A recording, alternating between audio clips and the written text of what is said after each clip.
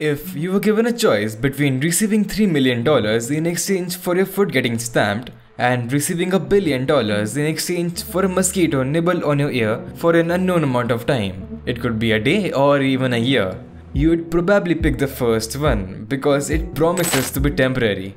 That is pain. Pain is manageable because it's guaranteed to be non-permanent. Suffering is pain but without any foreseeable end.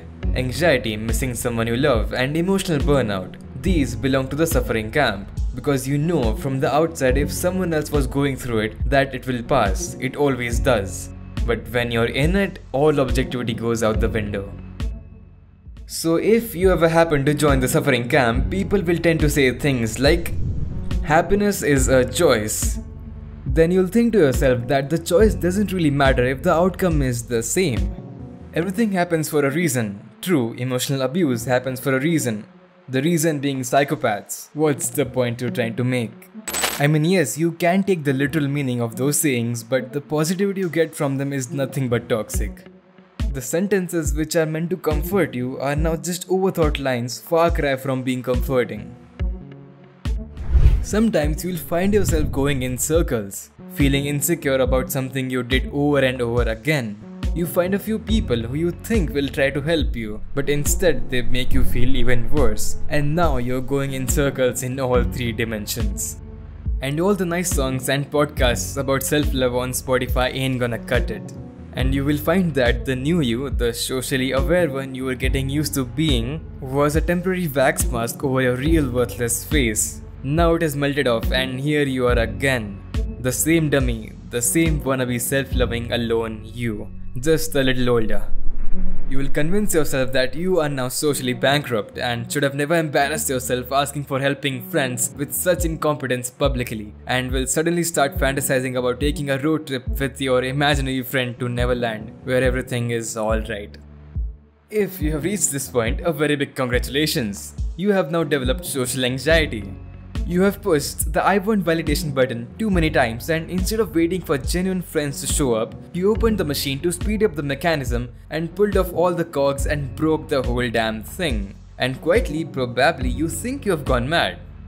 Symptoms will include, but are not limited to, insomnia, anxiety, desperately throwing yourself at other hobbies, going for excessively long walks through lonely wet roads at 4 in the morning. And above all, the absolute conviction that this is permanent. This is how it is.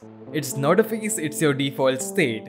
The good days are never coming back. There's only a limited number of them in this universe per person per lifetime, and you have just spent all of yours.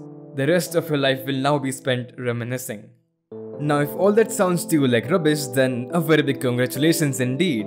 You've either gotten through this or never gone through it, and both are preferable to it happening currently. And that's what anxiety roughly sounds like.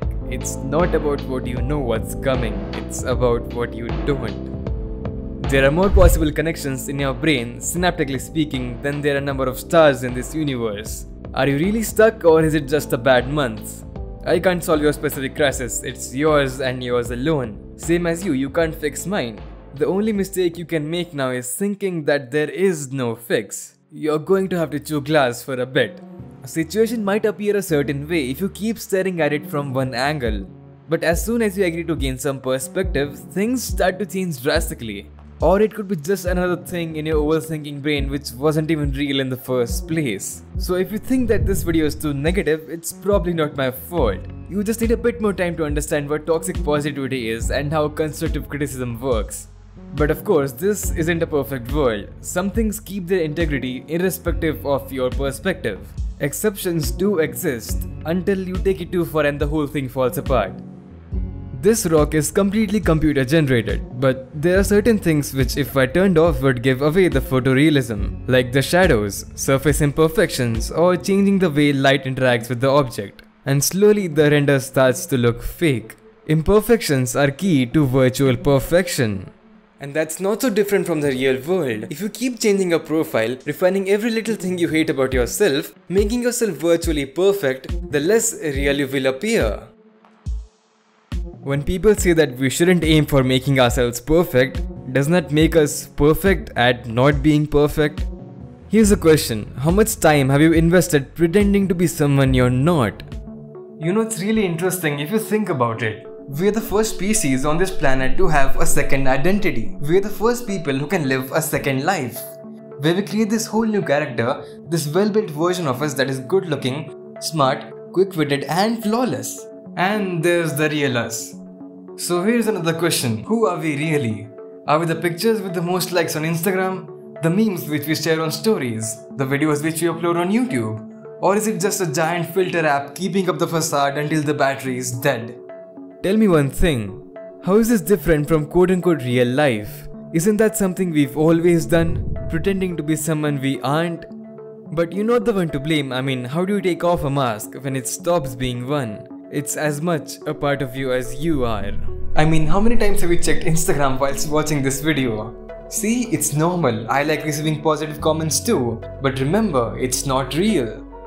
It doesn't matter how much love you get, but rather from whom you get it. But who am I to say what's wrong and what's right?